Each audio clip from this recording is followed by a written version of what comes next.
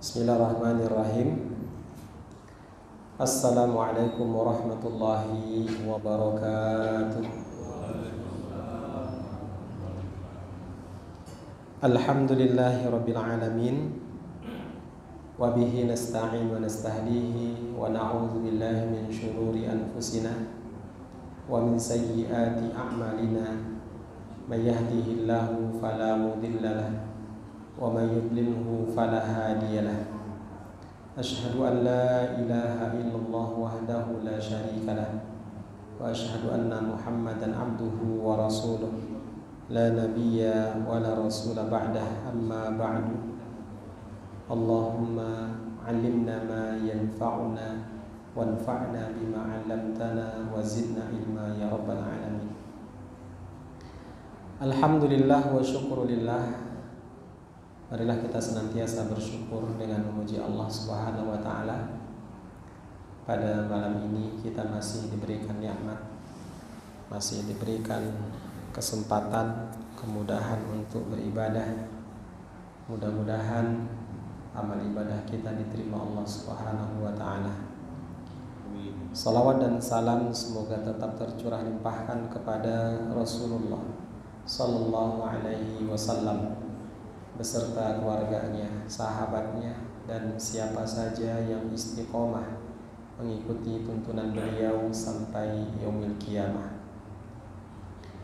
Jamaah salat maghrib rahimakumullah, mari kita awali majlis ini dengan membaca basmalah. Bismillahirrahmanirrahim. Kajian kita pada malam ini dengan tema tutuplah kekurangan saudaramu, niscaya kekuranganmu akan ditutupi. Jamaah salat maghrib rahimakumullah, manusia siapapun dia punya kesalahan, punya kekurangan, ada aibnya. Ada yang melakukan satu kesalahan sebab kejahilannya. Ada yang melakukan kesalahan itu sebab kezalimannya. Apa bedanya melakukan kesalahan karena kejahilan? Manusia ada yang melakukan kesalahan karena dia nggak tahu kalau yang dilakukan itu adalah salah. Jahil, orang ini disebut dengan jahil. Untuk orang yang melakukan kesalahan karena dia jahil, nggak tahu, semoga Allah maafkan. Ma'fuun anhu. Semoga kesalahan itu dimaafkan karena memang dia nggak tahu. Di dalam sebuah ayat Allah Subhanahu wa taala berfirman, A'udzu billahi minasyaitonir rajim. Bismillahirrahmanirrahim. Wa ma kunna mu'adzibina hatta nab'atsa rasula. Tidaklah kami akan azab suatu kaum hatta nab'atsa rasula, sampai kami utus terlebih dahulu ke kaum itu rasul. Buat apa rasul diutus kepada suatu kaum? Untuk menjelaskan. Ketika sudah sampai rasul ke suatu kaum, menjelaskan, sudah menyampaikan kepada mereka dan mereka tahu. Setelah itu kalau melakukan kesalahan, baru nanti akan ada hisabnya. Ini zalim jatuhnya. Difahami dari ayat itu, berarti orang yang belum tahu, yang gak ngerti kalau itu adalah sebuah kesalahan dilakukan, maka dimaafkan. Adapun yang lain, ada orang yang melakukan kesalahan karena kezalimannya. dia sudah pernah tahu, sudah pernah disampaikan, sudah pernah diingatkan akan satu perintah yang harus dikerjakan, tapi nggak dikerjakan, maka ini disebut kezaliman. Zalim pada diri sendiri. Jadi ketika seseorang sudah mendapatkan informasi, dia sudah tahu akan sesuatu, lalu tidak dijalankan, tidak dipatuhi, zalim jatuhnya. Maka orang yang seperti ini, dia akan dihisab. Ada perhitungannya. Itulah manusia. Manusia itu banyak zalimnya dan melakukan kejahilan, seperti yang tertera di dalam surat Al-Ahzab ayat 72. Allah Subhanahu wa taala berfirman, A'udzu billahi minasyaitonir rajim. Inna aradnal amanata 'alas samawati wal ardi wal jibali fa abaina ay yahmilnaha wa ashfaqna minha wa hamalahal insan innahu kana zaluman jahula. Kita ambil poinnya saja di bagian akhir ayat. Innahu kana zaluman jahula. Yang artinya sesungguhnya manusia itu zalum. Ini kalau dikaji dari sisi bahasa Arab, zalum ini adalah isim yang termasuk sighat mubalaghah, yang melakukan banyak ya, karena sudah sering. Zaluman bukan hanya sekali kezaliman dilakukan, tapi banyak kezaliman yang dilakukan dan itu berulang-ulang. Innahu kana zaluman, manusia itu zalum, bukan zalim tapi zalum. Banyak kezalimannya, ragamnya, dan kezaliman yang satu sering diulang-ulang. Itulah manusia. Innahu kana zaluman jahula. Jahula artinya banyak kejahilannya, banyak ngertinya. Jamaah salat maghrib rahimakumullah. Itulah manusia, siapapun dia pasti punya kesalahan, punya kekurangan. Di saat kita menyadari bahwa diri kita ini punya kesalahan, punya kekurangan, maka ketika menyadari itu, dia tidak akan sibuk memandang, melihat, apalagi sampai memata-matai kesalahan orang lain.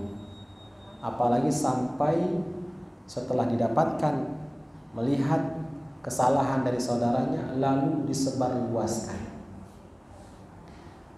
Orang-orang yang ketika dia menyadari bahwa dirinya manusia punya kesalahan, dia akan berhenti dari melihat atau menceritakan kesalahan saudaranya ke orang lain, karena dia sadar bahwa dirinya juga manusia yang punya salah. Jadi ketika dia bercerita, menceritakan kesalahan, kekurangan saudaranya, sesungguhnya dia juga sedang membocorkan dirinya, siapa dia sebenarnya. Baik, jamaah salat maghrib rahimakumullah. Di dalam ayat yang tertera dalam surat An-Nur, dalam surat An-Nur ayat 19, Allah Subhanahu wa taala berfirman,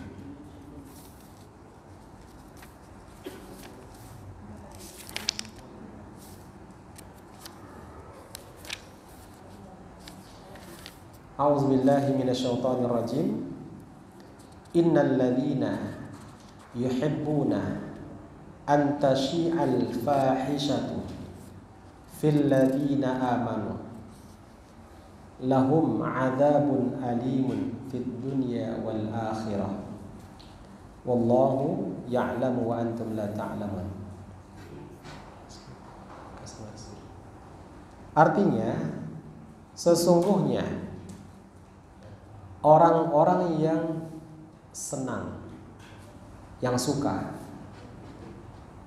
menyebarkan berita al-fahisha, perbuatan salah, perbuatan keji saudaranya di tengah-tengah masyarakat, di tengah orang-orang yang beriman. Lahum adzabun alimun fid dunya.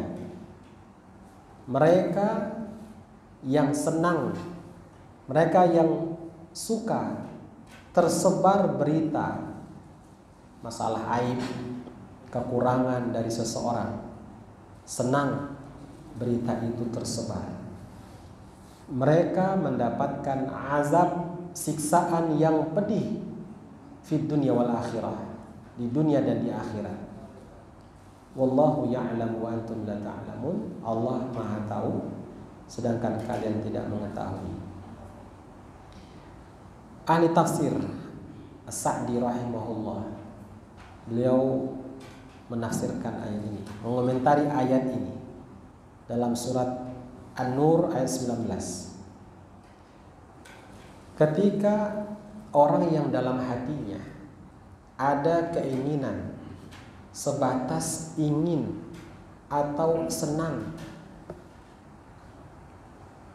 berita akan aib atau kesalahan saudaranya tersebar, orang itu saja sudah mendapatkan ancaman dari Allah dengan azab yang pedih di dunia dan di akhirat, apalagi kalau sampai menceritakannya.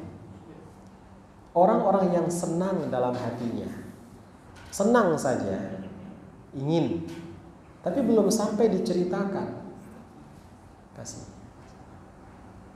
Belum sampai diceritakan, orang itu sudah mendapatkan ancaman azab yang pedih di dunia dan di akhirat.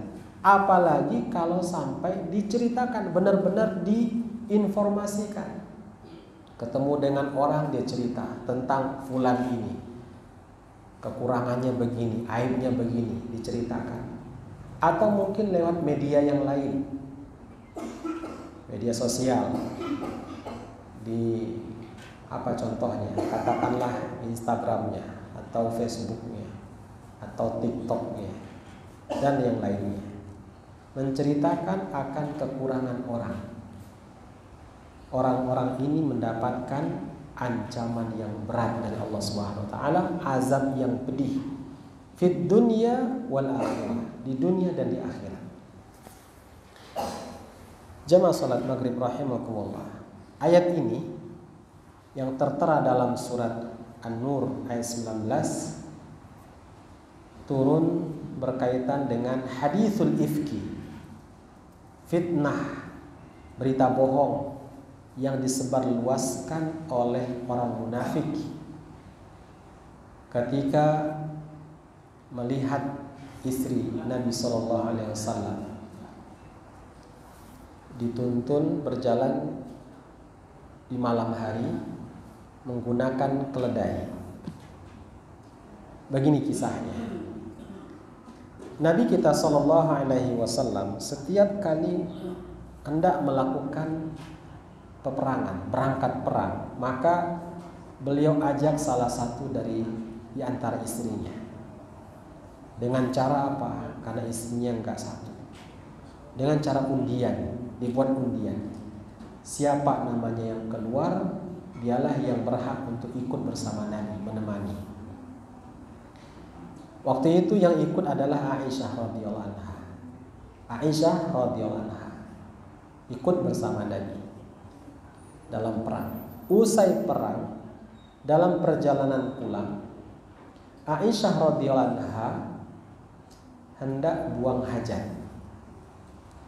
Yang tadinya Aisyah radhiyallahu anha itu berada di haudaj.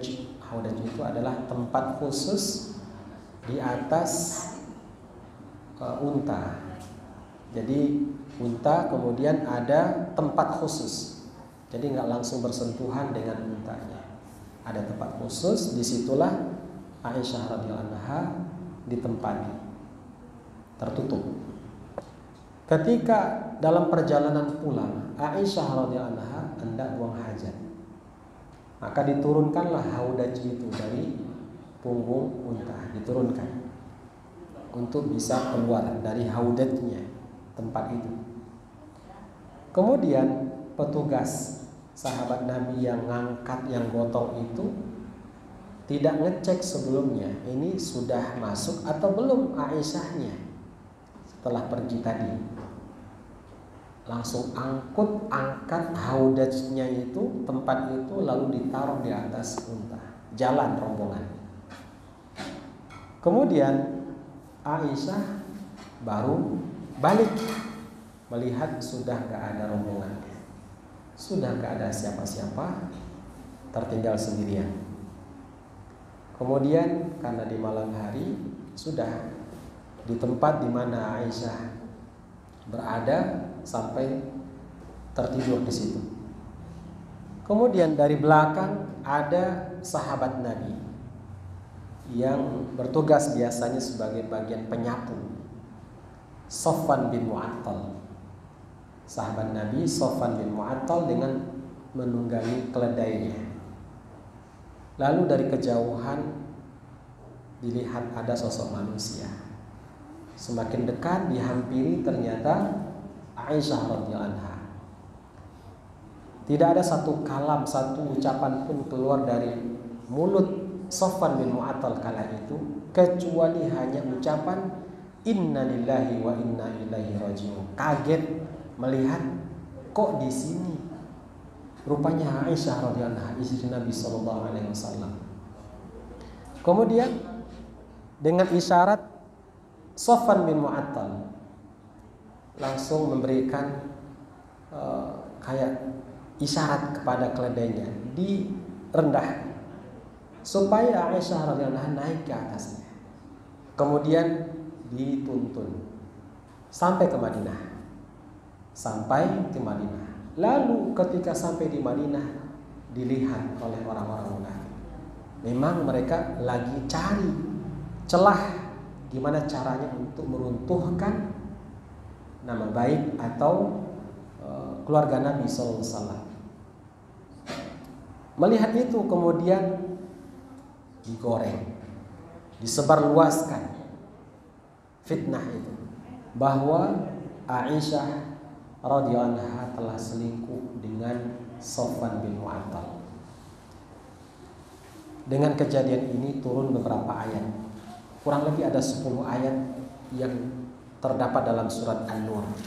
Salah satu ayatnya ini, ayat 19. Innal ladzina yuhibbuna an tashi'al fahishah fil ladzina amanu lahum 'adzabun alimun fid dunya wal akhirah.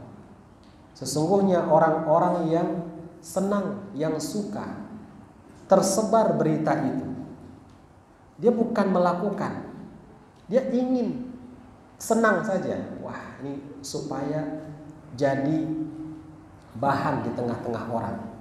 Gimana caranya? Senang. Dia nggak langsung menyebarluaskan, baru melintas dalam pikirannya, wah ini enak juga ini, jadi bahan.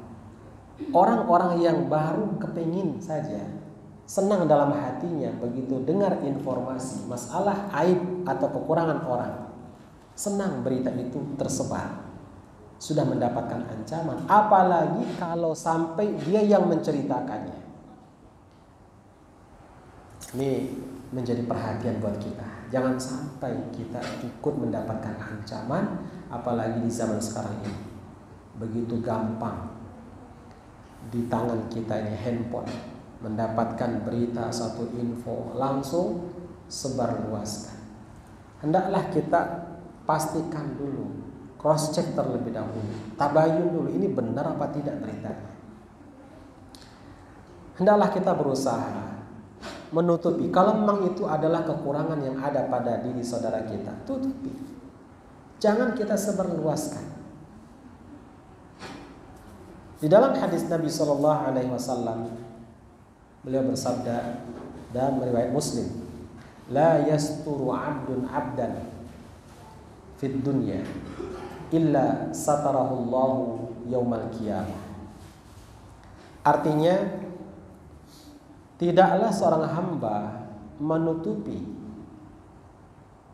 kekurangan atau aib aurat yang ada pada saudaranya di dunia, melainkan nanti di akhirat, di hari kiamat, Allah Subhanahu wa taala akan tutupi aibnya. Allah akan tutupi kekurangannya. Kita punya banyak kekurangan, punya banyak kesalahan. Nanti akan ditutupi oleh Allah Subhanahu wa taala. Kalau kita di dunia senang nutupin kekurangan yang ada pada saudara kita, kita tutupi. Jangan kita bocorkan, jangan kita sebarluaskan. Orang-orang yang menutupi kekurangan yang ada pada saudaranya, nanti di hari kiamat Allah akan tutupi kekurangannya. Al jaza'u min jinsil amal. Balasan itu didapatkan sesuai dengan amalnya. Apa yang dilakukan, maka itulah yang akan dia dapatkan nantinya. Kita berusaha sebagai muslim untuk menjaga kehormatan saudara kita, menjaga harga diri saudara kita. Kita tahu dia punya kekurangan, kita tutup, jangan sampai kita sebarluaskan. Dalam suatu riwayat, sahabat Nabi yang bernama Ibnu Abbas radhiyallahu anhu, beliau bercerita, di waktu hari Nahar, Idul Adha, Nabi SAW naik ke atas mimbar, lalu bertanya kepada para sahabatnya, tahukah kalian hari apa ini? Maka sahabat menjawab, ini adalah hari haram, hari di mana harus dimuliakan. Waktu itu hari Nahar. Lalu ditanya lagi oleh Nabi SAW, tahukah kalian negeri apa ini? Sahabat menjawab, ini adalah negeri haram, Makkah, negeri haram yang harus dimuliakan. Haram untuk melakukan maksiat, kezaliman. Tahukah kalian, ditanya lagi, tahukah kalian bulan apa ini? Sahabat menjawab, ini adalah bulan haram. Nabi SAW bermaksud ingin memberikan pesan sebetulnya, tapi dengan cara bertanya. Ini metode Nabi agar pesan itu tersampaikan dengan baik, dengan mengajukan pertanyaan. Biasanya dengan pertanyaan itu penasaran, ingin tahu jawabannya apa. Lalu Nabi SAW, sesungguhnya darah kalian, sesungguhnya harta kalian, sesungguhnya kehormatan kalian haram atas kalian untuk kalian tumpahkan, sebagaimana haramnya hari ini, sebagaimana haramnya negeri ini, sebagaimana haramnya di bulan ini. Gak boleh kita untuk menghina, merendahkan, menjelek-jelekkan saudara kita, sebagaimana Nabi SAW pesankan kepada para sahabat kala itu. Sesungguhnya harta kalian, darah kalian, kehormatan kalian haram. Makna haram ini adalah dilarang, gak boleh kita untuk merusak kehormatan saudara kita. Dan hal ini adalah menceritakan kekurangan yang ada pada dirinya. Begitu juga dalam satu riwayat dari sahabat Ibnu Umar radhiyallahu anhu, dia bercerita, suatu ketika Nabi SAW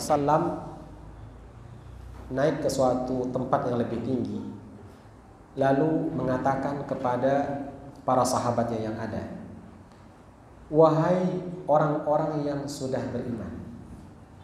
Waktu itu, wahai orang-orang yang sudah beriman, akan tetapi itu nggak sampai masuk ke dalam hatinya. belum masuk ke dalam hatinya, baru pengakuan lisan saja. Nabi hendak sampaikan pesan yang paling penting di sini. Janganlah kalian mencela saudara kalian. Janganlah kalian menghina saudara kalian.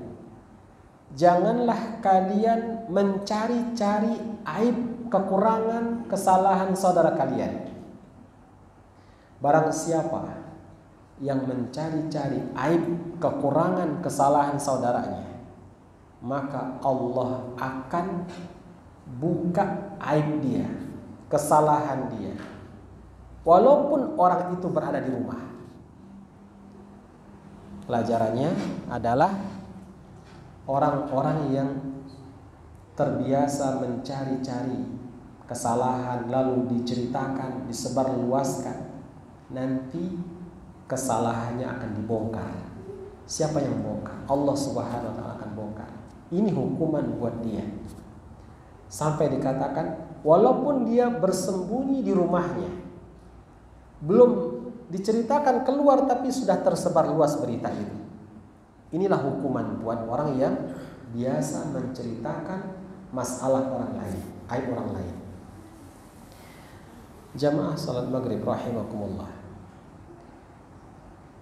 Al-jaza min jinsil amal.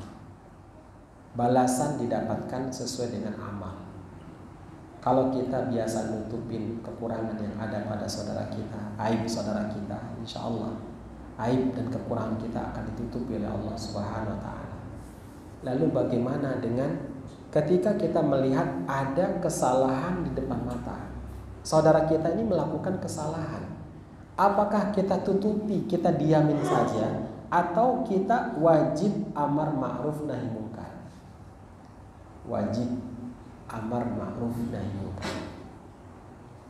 Kita datang kepadanya, kemudian sampaikan masalahnya apa, tanpa mempermalukannya di hadapan orang lain. Kita datang, ketemu, empat mata, sampaikan, wahai saudaraku, aku melihat kamu melakukan kesalahan ini, tinggalkan. Ini gak baik dalam agama.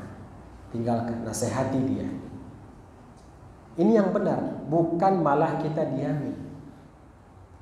Jangan sampai salah paham. Kan ketika kita melihat ada satu kesalahan, kekurangan saudara kita, kita tutupi, kita diami. Bukan itu maksudnya. Kalau di depan mata kita ada satu kesalahan yang dilakukan oleh saudara kita, nasihati, samperin dia, kasih tahu, ini salah, ini nggak boleh dalam Islam. Ini adalah maksiat, tinggalkan. Jangan kemudian kita diam. Kalau kita membiarkan suatu kesalahan, berarti kita sama aja menyetujui kesalahan itu. Seorang muslim, seorang mukmin, tanda keimanannya adalah dia akan amar ma'ruf dan nahi munkar. Sampaikan kebenaran itu. Tegur kesalahan yang dilakukan oleh saudaranya. Jamaah salat maghrib rahimakumullah. Setiap kita punya salah. Setiap kita punya dosa. Sebagaimana dalam satu ungkapan yang sering kita dengar, al-insan mahallul khata' wa nisyan. Satu ungkapan dalam bahasa Arab. Manusia itu tempatnya salah dan lupa. Jangan sampai ungkapan ini kemudian jadi pembenaran. Ketika terjadi satu kesalahan, lupa, nah itu kan manusia. Bukan untuk menjadi pembenaran, tapi biar kita sadar, biar kita tahu. Setelah kita sadar, apa yang harus kita lakukan? Harusnya bagaimana kitanya? Kalau kita lupa, kenapa lupa? Kita berbuat salah, kenapa? Terus kalau sudah berbuat salah, apa yang harus dilakukan? Itu yang harusnya dilakukan. Bukan menjadi pembenaran ketika melakukan kesalahan. Kan memang manusia seperti itu, bukan? Jadi harusnya ketika kita sadar bahwa ini adalah suatu kesalahan, tinggal bertobat kepada Allah Subhanahu wa taala. Jamaah salat maghrib rahimakumullah. Ketika kita punya salah, kita sadar manusia. Orang-orang yang bercerita akan kesalahan orang lain berarti dia nggak sadar kalau dirinya manusia. Kita manusia, punya salah, punya dosa. berusaha untuk ditutupi. Jangan bangga menceritakan kesalahan kita. Tutuplah kesalahan itu, jangan bercerita kepada orang lain. Kalau kita bercerita ke orang lain, yang tadinya orang itu nggak tahu jadi tahu gara-gara kita bercerita, dosa kesalahan yang sudah diperbuat ini nggak akan dimaafkan oleh Allah Subhanahu Wa Taala. Sebagaimana disebutkan dalam satu hadis, Nabi kita Shallallahu Alaihi Wasallam bersabda dalam terjemahannya begini: setiap umatku itu berpeluang akan dimaafkan kesalahannya. Mu'afa, kullu ummati mu'afa. Setiap umatku, umat Nabi Muhammad SAW akan dimaafkan kesalahannya itu, selama dia tidak menceritakannya. Kalau seseorang dia sudah bercerita, dia bongkar dosa kesalahan yang pernah dilakukannya itu, disebarluaskan, maka nggak akan dimaafkan lagi. Ini yang disebut dengan mujahir, orang-orang yang menampakkan keburukannya, orang-orang yang menceritakan dosa kesalahan yang sudah diperbuat. Di dalam hadis itu disebutkan uraiannya begini: seperti seseorang yang sudah melakukan dosa di malam hari. Di malam hari dia melakukan dosa, maksiat. Contohnya ngambil hak orang, mencuri. Gak ada yang lihat, gak ada yang tahu di malam hari. Lalu besok paginya dia bercerita, ceritakan ke orang lain. Alhamdulillah, wah bahasanya Islami juga. Alhamdulillah, tadi malam gak ada yang tahu. Selamat saya. Dia bercerita, cerita ke orang lain. Padahal orang ini tadinya nggak tahu. Jadi tahu ketika dia bercerita. Ketika bercerita, inilah yang disebut dengan mujahir. Allah nggak akan ampuni, Allah nggak akan maafkan kesalahannya. Padahal kalau dia diam, nggak bercerita, ada peluang kemungkinan dimaafkan, apalagi sampai dia bertobat kepada Allah Subhanahu Wa Taala. Karena dia bercerita, membuka aibnya, Allah nggak akan maafkan. Hadis ini bisa kita kembangkan jamaah. Ketika kita dulu pernah melakukan kejahilan-kejahilan di masa jahiliyah, belum dapat hidayah, terus sekarang kita sudah jadi muslim yang taat, bermaksud untuk memberikan pelajaran, ibrah kepada anak-anak, kepada teman-teman. Jangan sampai kamu lakukan ini, gak enak. Saya dulu udah pernah lakukan, udah kenyang saya dengan masalah ini. Maksudnya itu ingin berikan pelajaran kepada anak-anaknya atau kepada teman-temannya. Kamu gak usah begini, gak enak. Saya udah kenyang hal ini dulu. Dia cerita. Ini mujahir namanya. Kecuali kalau dia menggunakan nama X siapa, memberikan motivasi misalnya. Ada fulan dulu begini, akhirnya dia mendapatkan resikonya. Dia sengsara, dia merugi. Sebutlah namanya siapa, bukan menggunakan nama saya dulu seperti itu. Gak enak. Sudahlah, jangan lakukan. Nah, ini namanya mujahir. Ketika dia bercerita masa lalu, masa jahiliyahnya ke orang-orang. Banyak di antara kita seperti itu, gak sadar kalau itu adalah mujahir namanya. Begitu pula dengan foto, dokumentasi foto yang dulu pernah jepret di masa jahiliyah. Kalau wanita mungkin dulu dia gak pakai hijab, pakai baju yang serba minim, dulu belum dapat hidayah. Terus sekarang sudah dapat hidayah. Lalu ya karena sudah jadi kebiasaannya upload forward foto, di situ dibuat ada before ada after. Pernah lihat Ada before, ada afternya. Ini dulu belum dapat hidayah. Yang ini sudah dapat hidayah. Mujahir namanya. Mujahir. Orang ini nggak akan dimaafkan kesalahannya. Hati-hati, jangan sampai kita termasuk orang-orang yang tidak dimaafkan kesalahan yang pernah kita perbuat. Baik, jamaah rahimakumullah. Isya jam berapa? 1 menit lagi. Sebelum kita tutup, kita berikan waktu kepada jamaah untuk bertanya. Barangkali ada yang mau konfirmasi tema yang tadi disampaikan. Intinya adalah tutup aib kekurangan saudara kita. Niscaya kita punya kekurangan akan ditutupi oleh Allah Subhanahu wa taala. Kalau kita melihat di depan mata ada saudara kita yang melakukan kesalahan, tegur dia. Ingatkan, kewajiban kita adalah amar ma'ruf nahi munkar. Terus yang terakhir, kalau ada maslahat, ada satu kebaikan dengan bercerita masalah orang, menceritakan masalah orang ini, kekurangannya, maka hal itu boleh diceritakan. Contoh, ketika seorang hakim ingin memberikan putusan kepada seseorang yang terdakwa, dia bertanya dulu bagaimana kronologisnya kepada saksi. Saksi bercerita, tentu bercerita apa adanya, nggak ditambah, nggak dikurangi. Apa yang dilihat, apa yang disaksikan, itu yang diceritakan. Masalah orang diceritakan, nggak apa-apa, nggak masalah, karena ada satu maslahat, ada satu kebaikan.